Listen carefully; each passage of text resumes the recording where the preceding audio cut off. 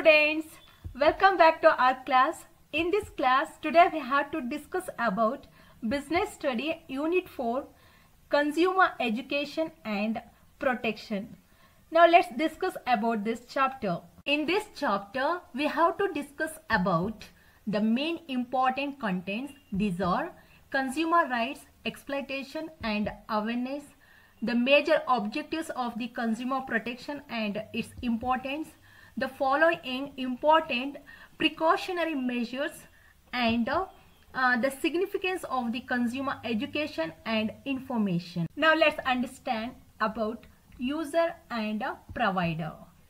Firstly, the service orientations have used the term user, means to those who use the goods and services, means ಯಾರೇ ಆಗಲಿ ಸೇವೆ ಇದನ್ನ ಪಡೆದುಕೊಳ್ಳುವವರನ್ನ ಮತ್ತೆ ವಸ್ತುಗಳನ್ನ ಬಳಸುವವರನ್ನ ಸ್ವಯಂ ಸೇವಾ ಸಂಸ್ಥೆಗಳು ಯೂಸರ್ ಅನ್ನುವಂತಹ ವರ್ಡನ್ನ ಬಳಕೆದಾರ ಎಂದು ಕರೆದಿದ್ದಾರೆ. And the person who supplies or services is called provider, means ಬಳಕೆದಾರರಿಂದ, ಇಟ್ ಮೀನ್ಸ್ ಯೂಸರ್ಸ್ ಅವರಿಂದ ಹಣವನ್ನು ಪಡೆದುಕೊಂಡು ವಸ್ತುಗಳನ್ನ ಅದರ್ವೈಸ್ ಸರ್ವಿಸ್ ಮೀನ್ಸ್ ಸೇವೆಗಳನ್ನ ನೀಡುವವನ್ನ ನಾವು ಪೂರೈಕೆದಾರ ಮೀನ್ಸ್ ಪ್ರೊವೈಡರ್ ಎಂದು ಕರೆಯುತ್ತೇವೆ. But the government in its consumer protection act has use the word consumer in the place of user, means ಗ್ರಾಹಕರ ಸಂರಕ್ಷಣಾ ಕಾಯ್ದೆಯಲ್ಲಿ ಈ ಬಳಕೆದಾರ ಮೀನ್ಸ್ ಯೂಸರ್ ಅನ್ನ ಗ್ರಾಹಕರು ಮೀನ್ಸ್ ಕನ್ಸ್ಯೂಮರ್ ಎಂದು ಕರೆದಿದ್ದಾರೆ. Let's understand about the history of consumer movement. ಪ್ರತಿಯೊಬ್ಬ ಮನುಷ್ಯನಿಗೂ ಬಯಕೆಗಳು ಮೀನ್ಸ್ ವಾಂಟ್ಸ್ ಇರುತ್ತವೆ. ಸೊ ಆ ಬಯಕೆಗಳನ್ನು ಈಡೇರಿಸಿಕೊಳ್ಳಲು ಕೆಲಸ ಮಾಡಲೇಬೇಕು, ಬಿಕಾಸ್ ಹಣದ ಅವಶ್ಯಕತೆ ಇರುತ್ತದೆ. ಸೊ ಹಣ ಪಡೆದುಕೊಳ್ಳಲು ಕೆಲಸ ಮಾಡಬೇಕು. ನಂತರ ಆ ಹಣದಿಂದ ಪ್ರತಿಯೊಬ್ಬ ಮನುಷ್ಯನು ತನ್ನ ಜೀವನಕ್ಕೆ ಅಗತ್ಯವಾದಂತಹ ವಸ್ತುಗಳನ್ನು ಕೊಂಡುಕೊಳ್ಳುವುದರ ಮೂಲಕ ಆತನು ತೃಪ್ತಿ ಹೊಂದುತ್ತಾನೆ. So it is the duty of the traders and producers to provide quality goods and services for the price paid by the consumer. ಅಂದರೆ ಇಲ್ಲಿ ಕನ್ಸ್ಯೂಮರ್ಸರು ನೀಡುವಂತಹ ಒಂದು ಹಣಕ್ಕೆ ಪ್ರತಿಫಲವಾಗಿ ಯೋಗ್ಯ ಮಟ್ಟದ ವಸ್ತು ಮತ್ತು ಸೇವೆಗಳನ್ನು ಒದಗಿಸೋದು ಈ ಪ್ರೊಡ್ಯೂಸರ್ಸ್ ಮತ್ತು ಟ್ರೇಡರ್ಸ್ ಇವರ ಒಂದು ಮುಖ್ಯ ರೆಸ್ಪಾನ್ಸಿಬಿಲಿಟಿ ಆಗಿರುತ್ತೆ. ಹಾಗೇನೆ the main rights of every consumer to get quality goods and services. ಇಲ್ಲಿ ಹಣ ಕೊಟ್ಟು ನಾವು ವಸ್ತುಗಳನ್ನ ಪಡ್ಕೊಳ್ತಾ ಇದ್ದೀವಿ. ಸೊ ಆ ಹಣಕ್ಕೆ ತಕ್ಕಂತಹ ಕ್ವಾಲಿಟಿ ಗೂಡ್ಸ್ ಮತ್ತೆ ಸರ್ವಿಸ್ನ ಪಡ್ಕೊಳ್ಳುವಂತಹ ಮುಖ್ಯವಾದ ಹಕ್ಕು ಪ್ರತಿಯೊಬ್ಬ ಗ್ರಾಹಕನಿಗೂ ಇರುತ್ತದೆ. But now days traders or producers mainly cheating the consumers in many ways. ಈ ಕನ್ಸ್ಯೂಮರ್ಸ್ ಅದರ್ವೈಸ್ ಟ್ರೇಡರ್ಸ್ ಗ್ರಾಹಕರಿಗೆ ಹಲವಾರು ರೀತಿಯಲ್ಲಿ ಶೋಷಣೆ, ವಂಚನೆ ಮತ್ತೆ ಮೋಸವನ್ನ ಮಾಡುತ್ತಿದ್ದಾರೆ. So to all this stop hindrance some social organisations started some movements. ಇದನ್ನ ಮುಖ್ಯವಾಗಿ ತಡೆಗಟ್ಟಬೇಕು ಅಂತ ಕೆಲವು ಸ್ವಯಂ ಸೇವಾ ಸಂಸ್ಥೆಗಳು ಹಲವಾರು ಆಂದೋಲನಗಳನ್ನ ಅಂದ್ರೆ ಮೂವ್ಮೆಂಟ್ಸ್ಗಳನ್ನ ಸ್ಟಾರ್ಟ್ ಮಾಡಿದ್ರು. And this history of consumer movement began in US. ಈ ಗ್ರಾಹಕರ ಎಲ್ಲಾ ಸಂರಕ್ಷಣೆಯ ಆಂದೋಲನ ಅಂದ್ರೆ ಮೂವ್ಮೆಂಟ್ಗಳು ಫಸ್ಟ್ ಟೈಮ್ ಅಮೆರಿಕದಲ್ಲಿ ಪ್ರಾರಂಭವಾಯಿತು. Even in India the planning commission back the idea of foundation of Indian association of consumers in the year 1956. ಇವನ್ ನಮ್ಮ ಭಾರತದಲ್ಲಿ ಕೂಡ ಯೋಜನಾ ಆಯೋಗ ಅಂದ್ರೆ ಪ್ಲಾನಿಂಗ್ ಕಮಿಷನ್ ಭಾರತದ ಒಂದು ಗ್ರಾಹಕರ ಸಂಘದ ಸ್ಥಾಪನೆಗೆ 1956 ನಲ್ಲಿ ಇಂಪಾರ್ಟೆಂಟ್ ಅನ್ನ ನೀಡುತ್ತೆ. ಬಟ್ ಅನೇಕ ಕಾರಣಗಳಿಂದಾಗಿ ಇದು ಕಾರ್ಯರೂಪಕ್ಕೆ ಬರೋದಿಲ್ಲ. So the first time the real beginning of the movement was started in India in the year 1965. Then during 1965 some women of Mumbai started a movement called ಅವೇರ್. ಭಾರತದಲ್ಲಿ ಮೊಟ್ಟ ಮೊದಲ ಬಾರಿಗೆ 1965 ನಲ್ಲಿ ಮುಂಬೈನಲ್ಲಿ ಹಲವಾರು ಮಹಿಳೆಯರು ಸೇರಿ ಅವೇರ್ ಎಂಬುವಂತಹ ಒಂದು ಸಂಸ್ಥೆಯನ್ನ ಪ್ರಾರಂಭಿಸುತ್ತಾರೆ. Now let's understand the abbreviation of ಅವೇರ್ means the association of women against rising expenses. This abbreviation you have to learn for exam purpose, and this movement gave rise to start some movements at the national level in some of the parts of our country. ಈ ಒಂದು ಚಳುವಳಿಯು ನಮ್ಮ ಇಡೀ ಭಾರತ ದೇಶದಲ್ಲಿ ಹಲವಾರು ಭಾಗಗಳಲ್ಲಿ ರಾಷ್ಟ್ರೀಯ ಮಟ್ಟದಲ್ಲಿ ಈ ಎಲ್ಲಾ ಸೇವಾ ಸಂಸ್ಥೆಗಳು ಪ್ರಾರಂಭವಾಗಲು ಕಾರಣವಾಯಿತು. Some important movements are the federation of consumer organisation and the National Consumer Protection Council, and one of the important NCDRC means National Consumer Disputes Redressal Commission. Now let's see what are the main reasons for consumer exploitation.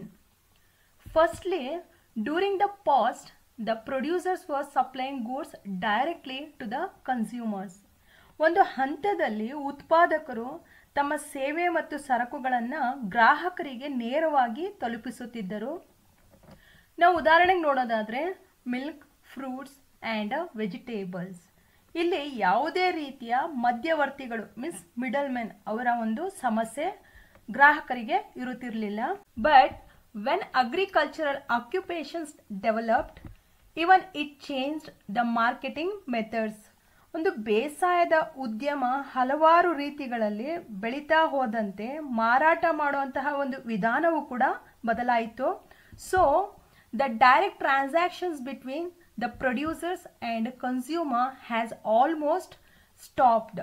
So ಗ್ರಾಹಕರು ಮತ್ತು ಈ ಒಂದು ಪೂರೈಕೆದಾರರ ನಡುವಿನ ಒಂದು ಅಂತರ ಹೆಚ್ಚಾಗಿ ಇವರ ನಡುವೆ ನಡೀತಾ ಇದ್ದಂತಹ ಒಂದು ನೇರ ವ್ಯವಹಾರ ಸ್ಟಾಪ್ ಆಗ್ತಾ ಹೋಗುತ್ತೆ. So the price fixation of the goods and services was done mainly by the middlemen. So ಈ ಉತ್ಪಾದಕರು ಹಾಗೂ ಗ್ರಾಹಕರು ಕೂಡಿ ನಿರ್ಧರಿಸಬೇಕಾದಂತಹ ಒಂದು ಬೆಲೆಯನ್ನ ಮಧ್ಯವರ್ತಿಗಳೇ ನಿರ್ಧರಿಸತೊಡಗಿದರು. ಸೊ ಇದರಿಂದ ಗ್ರಾಹಕರಿಗೆ ಹಲವಾರು ನಷ್ಟ, ಕಷ್ಟ ಮತ್ತೆ ಸಮಸ್ಯೆಗಳನ್ನ ಪ್ರಾರಂಭವಾದವು. ಹಾಗಾಗಿ they incurred many losses and also faced many problems.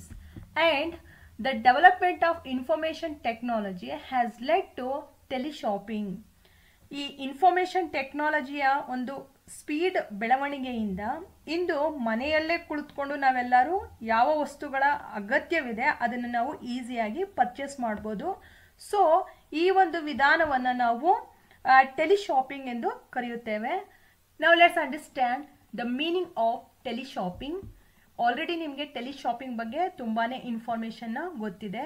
Because ನಮ್ಮ ಜೀವನದಲ್ಲಿ ಬೇಕಾಗಿರುವಂತಹ ಅಗತ್ಯವಾದಂತಹ ವಸ್ತುಗಳನ್ನು ಯಾವುದೇ ಒಂದು ಶಾಪಿಂಗ್ ಮಾಲ್ಗೆ ಹೋಗಿ ಪರ್ಚೇಸ್ ಮಾಡೋ ಬದಲಾಗಿ ಮನೆಯಲ್ಲೇ ಕೂತ್ಕೊಂಡು ನಾವು ಆರ್ಡರ್ ಮಾಡಿ ಆ್ಯಂಡ್ ನಮಗೆ ಬೇಕಾದಂಥ ವಸ್ತುಗಳನ್ನು ಸೆಲೆಕ್ಟ್ ಮಾಡಿ ಆರ್ಡರ್ ಮಾಡೋದ್ರ ಮೂಲಕ ಮನೆಗೇ ಡೈರೆಕ್ಟಾಗಿ ನಾವು ವಸ್ತುಗಳನ್ನು ಪಡ್ಕೊಳ್ತಾ ಇದ್ದೀವಿ.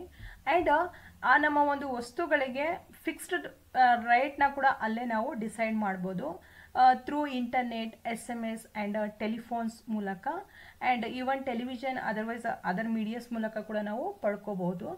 ಆ್ಯಂಡ್ ಆ ವಸ್ತುವನ್ನು ನಾವು ಪಡೆದುಕೊಂಡ ನಂತರ ನಾವು ಮನಿಯನ್ನು ಪೇ ಮಾಡ್ಬೋದು. ಸೊ ಈ ರೀತಿಯ ಒಂದು ಸಿಸ್ಟಮ್ನ ನಾವು ಟೆಲಿಶಾಪಿಂಗ್ ಅಂತ ಕರಿತೀವಿ. ಇವತ್ತಿನ ದಿನಗಳಲ್ಲಿ ನಾವು ಆನ್ಲೈನ್ ಶಾಪಿಂಗ್ ಎಲ್ಲ ಮಾಡ್ತಾ ಇದ್ದೀವಿ. ಸೊ ಇದ್ರ ಬಗ್ಗೆ ನಮಗೆ ಒಂದು ಅವೇರ್ನೆಸ್ ಕೂಡ ಇದೆ ಆ್ಯಂಡ್ ಯಾವ ಮೂಲಕ ನಾವು ಈಸಿಯಾಗಿ ಪರ್ಚೇಸ್ ಮಾಡ್ಬೋದು ಅಂತ ಕೂಡ ತಿಳ್ಕೊಂಡಿದ್ದೀವಿ. ಸೊ ಹಾಗಾಗಿ what is the meaning of teleshopping ಅಂತ ಕೇಳಿದ್ರೆ ಇಷ್ಟ ಆನ್ಸರ್ನ ನೀವು ರೆಡಿಯಾಗಿರಬೇಕು ಬರೀಲಿಕ್ಕೆ. ನಾವು let's see consumer. Consumer means ಗ್ರಾಹಕರು. Consumer is a person buys goods or hires or avails services for a consideration called price or wages. ಗ್ರಾಹಕರೆಂದರೆ ವಸ್ತುಗಳನ್ನು ಕೊಂಡುಕೊಳ್ಳುವವರಾಗಿರ್ಬೋದು, ಅದರ್ವೈಸ್ ಯಾವುದೇ ರೀತಿಯ ಸೇವೆಗಳನ್ನು ಒಂದು ಬೆಲೆಯ ರೂಪದಲ್ಲಿ ಹಣ, ಅದರ್ವೈಸ್ ಯಾವುದೇ ಒಂದು ರೀತಿಯ ವೇತನ ಪ್ರತಿಫಲ ಕೊಟ್ಟು ಕೆಲಸ ಮಾಡಿಸಿಕೊಳ್ಳರಾಗಿರುತ್ತಾರೆ. ಅದರ್ವೈಸ್ ಪದಾರ್ಥಗಳನ್ನು ಅಂದರೆ ಯಾವುದೇ ಒಂದು ನೀಡಿಯಾಗಿರುವಂತಹ ವಸ್ತುಗಳನ್ನು ಬಳಸಿಕೊಳ್ಳುವವರಿಗೆ ನಾವು ಇಲ್ಲಿ ಗ್ರಾಹಕರು ಎಂದು ಕರೆಯುತ್ತೇವೆ. And the goods purchased may be for self-consumption, otherwise resell, or else there for commercial purposes. ಹೀಗೆ ಯಾವುದೇ ಒಂದು ವ್ಯವಹಾರವನ್ನು ತಮ್ಮ ಲಾಭದ ಉದ್ದೇಶಕ್ಕಾಗಿರ್ಬೋದು ಅಥವಾ ಅವರೇ ದಿನನಿತ್ಯ ಬಳಕೆಗಾಗಿರ್ಬೋದು ಪರ್ಚೇಸ್ ಮಾಡೋವಂಥದ್ದನ್ನು ನಾವು ಇಲ್ಲಿ ವ್ಯಾಪಾರ ಎನ್ನುತ್ತೇವೆ. ಬಟ್ ಇಲ್ಲಿ ಪ್ರತಿಯೊಬ್ಬ ಕನ್ಸ್ಯೂಮರ್ ಕೂಡ ಹ್ಯಾಸ್ ಸರ್ಟೈನ್ ವಾಂಟ್ಸ್. ಪ್ರತಿಯೊಬ್ಬ ಗ್ರಾಹಕರು ತಮಗೆ ಅಗತ್ಯವಾದಂತಹ ಬಯಕೆಗಳನ್ನು ಈಡೇರಿಸಿಕೊಳ್ಳಲು ವಸ್ತುಗಳನ್ನು ಕೊಂಡುಕೊಳ್ಳುತ್ತಾರೆ. So every consumer has certain wants. That's why he buys goods mainly to satisfy his wants. That's why it is the main duty and responsibility of every producers and traders to satisfy the needs of the consumers. ಪ್ರತಿಯೊಬ್ಬ producer ಮತ್ತೆ traders ಇವರ ಮುಖ್ಯ ಕರ್ತವ್ಯ ಗ್ರಾಹಕರ ಒಂದು ಅವಶ್ಯಕತೆಗಳನ್ನು ಪೂರೈಸುವುದು ಆಗಿರುತ್ತದೆ. ನಮ್ಮಲ್ಲಿ ಒಂದು ಮುಕ್ತ ಆರ್ಥಿಕ ನೀತಿ ಅಸ್ತಿತ್ವದಲ್ಲಿದೆ. ಹಾಗಾಗಿ ಗ್ರಾಹಕರನ್ನ ಒಂದು ಮಾರುಕಟ್ಟೆಯ ರಾಜ ಎಂದು ಕರೆಯುತ್ತಾರೆ. ಹಾಗೆಯೇ ಗ್ರಾಹಕರನ್ನ ಒಂದು ಅತ್ಯಂತ ಪ್ರಮುಖವಾದ ಸ್ಥಾನವನ್ನು ನೀಡಲಾಗಿದೆ. But unfortunately many a times the consumers are neglected, exploited and also cheated.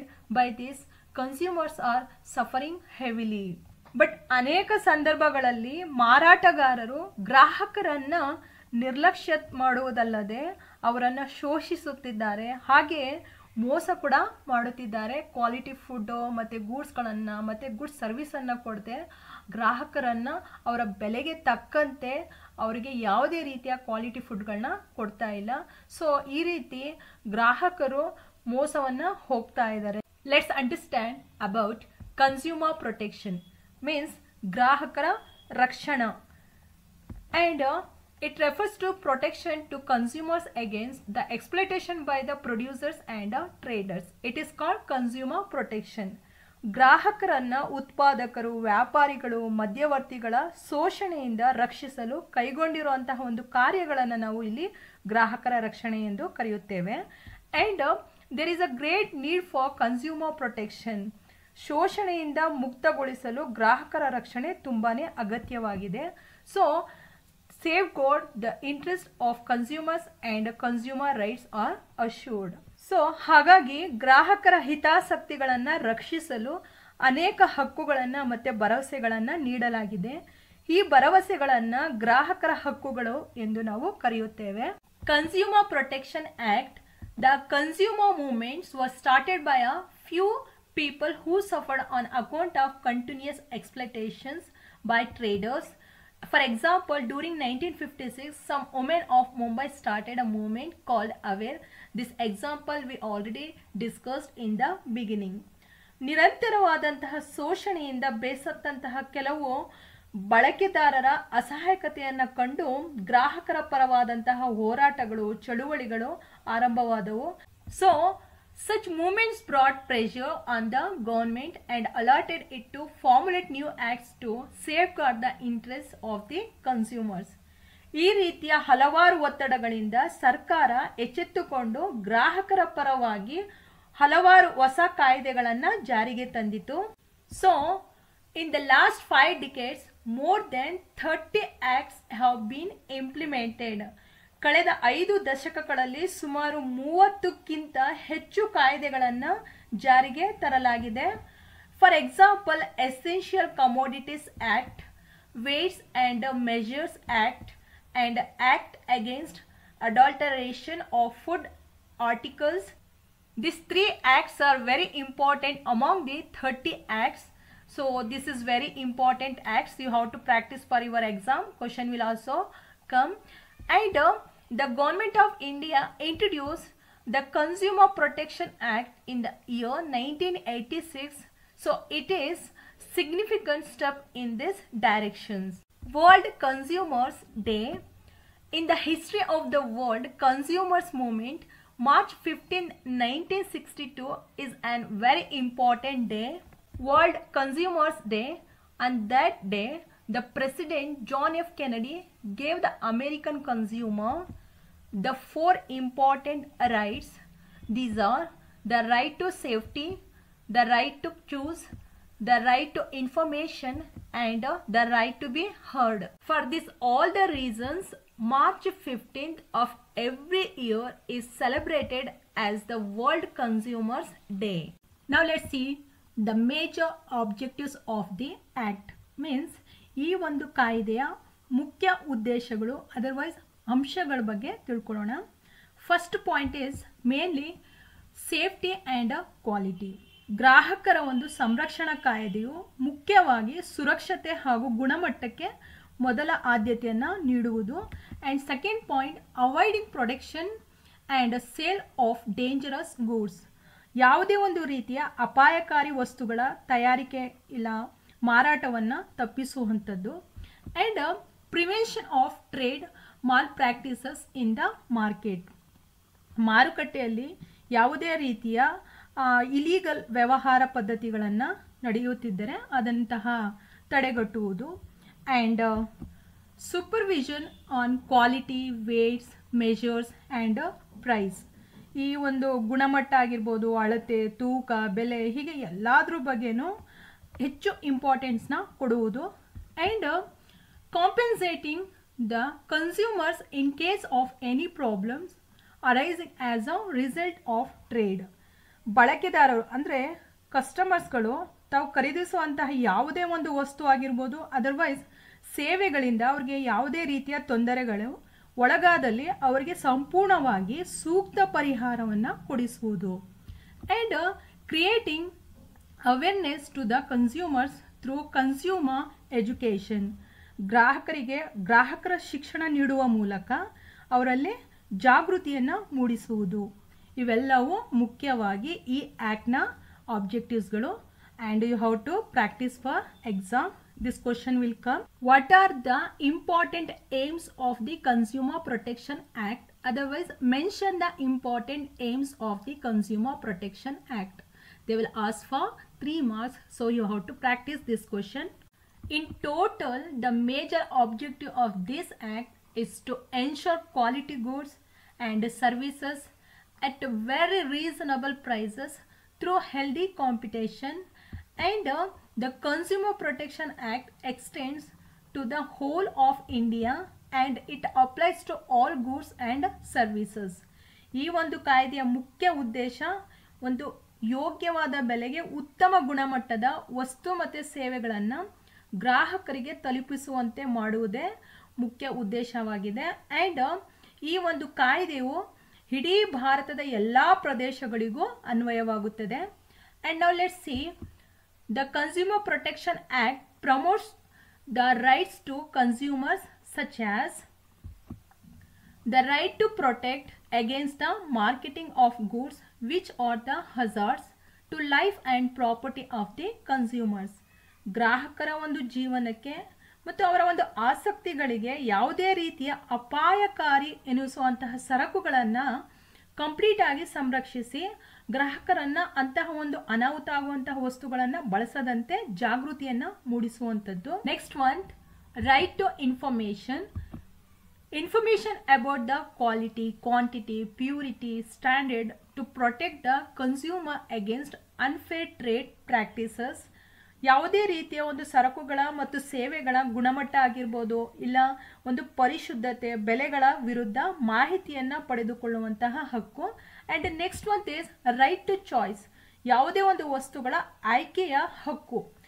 ಒಂದು wherever possible access to variety of goods at competitive prices. ಇವತ್ತಿನ ಒಂದು ದಿನಗಳಲ್ಲಿ ಸ್ಪರ್ಧಾತ್ಮಕ ಬೆಲೆಗಳಲ್ಲಿ ಒಂದು ವೈವಿಧ್ಯಮಯವಾದಂತಹ ಸರಕುಗಳನ್ನು ಆಯ್ಕೆ ಮಾಡಿಕೊಳ್ಳುವಂತಹ ಒಂದು ಹಕ್ಕು. And third one, right to be heard. ವಸ್ತುಗಳ ಬಗ್ಗೆ ಕಂಪ್ಲೀಟ್ ಆಗಿ ಆಲಿಸುವಂತಹ ಹಕ್ಕು. ಗ್ರಾಹಕರ ಒಂದು interest of the consumers to be heard with due consideration. ಗ್ರಾಹಕರ ಒಂದು ಇಷ್ಟಗಳನ್ನು ಕೇಳಿ ತಿಳಿದುಕೊಂಡು ಅವನ್ನ ಸೂಕ್ತ ರೀತಿಯಲ್ಲಿ ಪರಿಗಣಿಸುವಂತಹ ಒಂದು ಹಕ್ಕನ್ನು ನಾವು ರೈಟ್ ಟು ಬಿ ಹರ್ಡ್ ಅಂತ ಕರಿತೀವಿ.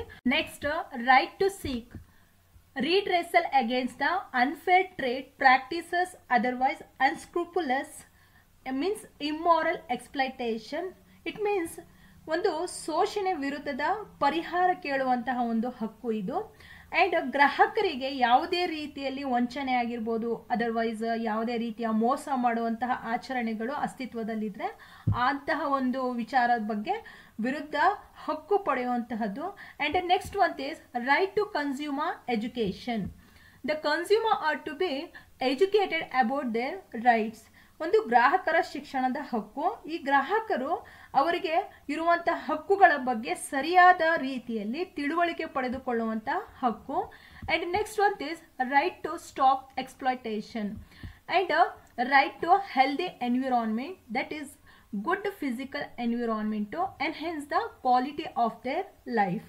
ಒಂದು ವಂಚನೆ ಆಗಿರ್ಬೋದು, ಅದರ್ವೈಸ್ ಮೋಸದ ವಿರುದ್ಧದ ಹಕ್ಕು, ಅಂಡ್ ಗ್ರಾಹಕರಿಗೆ ಒಂದು ಉತ್ತಮವಾದ ಆರೋಗ್ಯಕರ ಮತ್ತು ಒಂದು ಭೌತಿಕವಾದ ಪರಿಸರವನ್ನ ಉಂಟು ಮಾಡಿ ಅವರ ಒಂದು ಜೀವನದ ಎಲ್ಲ ಉತ್ತಮವಾದ ಅಂಶಗಳನ್ನು ಪಡೆದುಕೊಳ್ಳಿಕ್ಕೆ ನೀಡುವಂತಹ ಈ ಎಲ್ಲ ಹಕ್ಕುಗಳು. And for this all the topic question will also come, what are the rights of consumer? For 3 marks the question will ask, so just you have to write this all the rights. The Consumer Protection Act provides for the establishment of 3-level protection councils.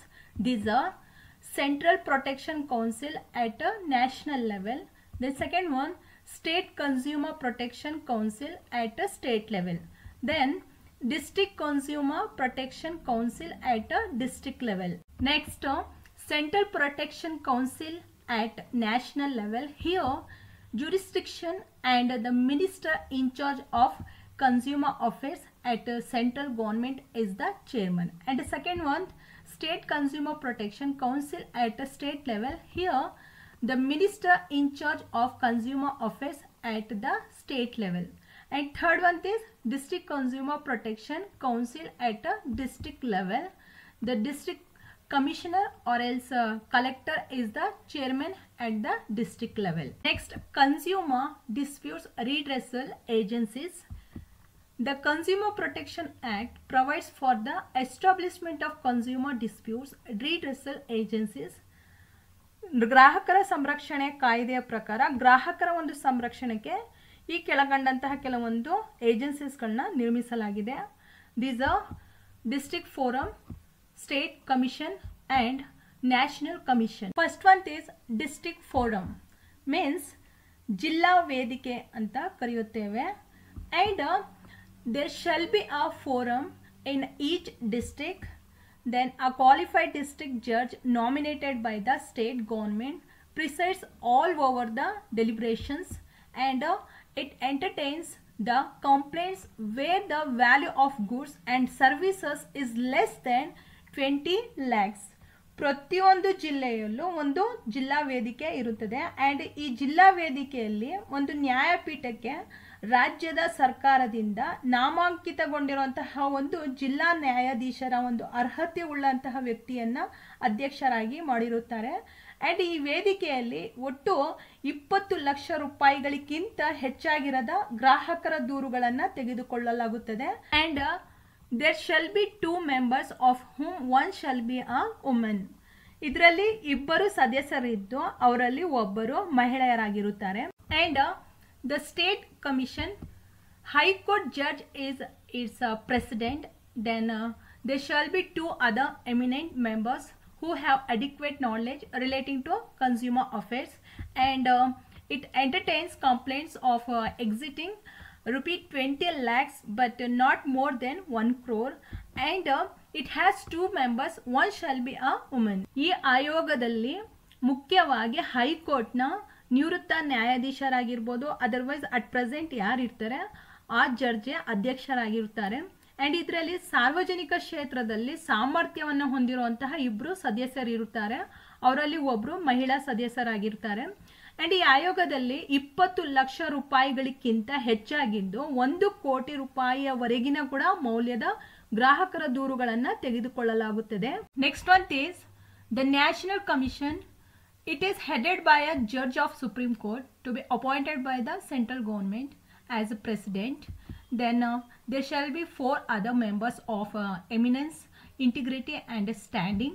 then of them one shall be a woman, and the national commission shall dispose of any complaints where the claim shall exceed ₹1 crore. ಇದರಲ್ಲಿ ಕೇಂದ್ರ ಸರ್ಕಾರದಿಂದ ನೇಮಿಸಲ್ಪಟ್ಟಂತಹ supreme ಕೋರ್ಟ್ನ ಒಬ್ಬ ನ್ಯಾಯಾಧೀಶರ ಅಧ್ಯಕ್ಷತೆಯಿಂದ ಕೂಡಿರುತ್ತದೆ. ಇಲ್ಲಿ ಇನ್ನಿತರೆ 4 ಸದಸ್ಯರು ಕೂಡ ಇರುತ್ತಾರೆ.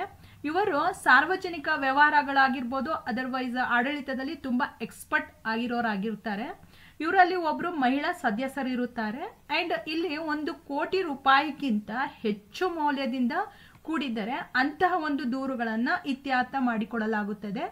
Next one is The methods to be followed to file a case in a consumer court. Question will come for 3 marks. Question will be like this. What are the methods to follow to file a complaint in a consumer court? Here there is no prescribed performed to file a case. Then the complaint may be typed one, otherwise handwritten.